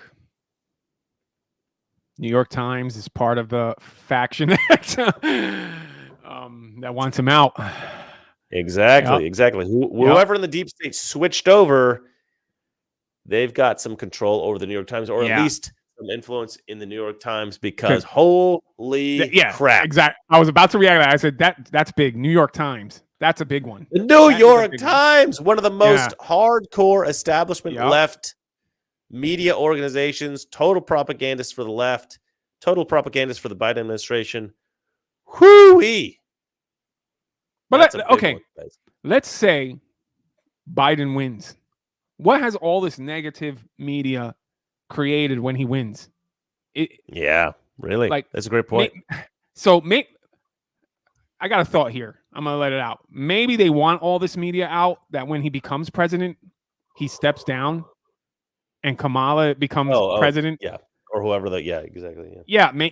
Maybe there's not division. Maybe they're actually just getting it ready that he becomes president and they're like, oh, look, he can't be president anymore. Or somebody, AOC or somebody puts like what you call it, 25th Amendment. Is that what it is? What's the amendment where they can get rid of the president? Listen. But what's weird is that they're willing to put in Kamala, who is actually less popular than Joe Biden. But she's a puppet, right? I guess. But man, control her. That's just so crazy, man. That's so crazy. Kamala Harris. Think about it. This woman was never even close to becoming president, or especially after when she ran. Like it was horrible for her. So think about it. They told her, we're gonna make you vice president, but you're gonna have to do everything that we say to do. So, if you become president, we got you. So no. She's definitely like in the machine. Like however it is they control people, she's in there. So you may be right. It's actually not a bad theory, Jason. You've said something smart on the show, and I'm jealous. Wow, thank you. One day, finally. One day I'll say something smart. All right, on that bombshell, I think it's time to go. Listen, ladies and gentlemen, I think it's been a fantastic day. Yes, In Europe, it's been a huge disappointment. But we finally found out what Joe Biden's problem may be. But maybe it's not Parkinson's. Maybe it's Alzheimer's. Maybe it's something else. It's really hard to know. It's just old age. As he's just old, maybe, as they say. But the New York Times is presenting this, which says a lot. Says a lot. It looks like the deep state is turning against Joe Biden. We'll see. Maybe they'll be on October spies. Maybe Joe Biden will die of natural causes, or maybe he will be exposed for all of his criminality, defamed. Maybe he'll even be impeached and removed from office. Maybe he'll even go to prison. I doubt it, but man, wouldn't that be fun? This election season is shaping up to be quite the roller coaster. Stay tuned. I got a new video coming out soon. It's going to be a fact check on the debate, a real fact check, the only actually accurate fact check out there. And I got a bunch of other new videos coming out soon, so stay tuned for those. And we'll see you back here on Thursday. Is it going to be Thursday? What day is it today? Thursday. Yes, Thursday. All right. I lose track of the days, folks. All right. Remember, it is not that liberal friends are ignorant. It's just they know so much that is not so. Good night.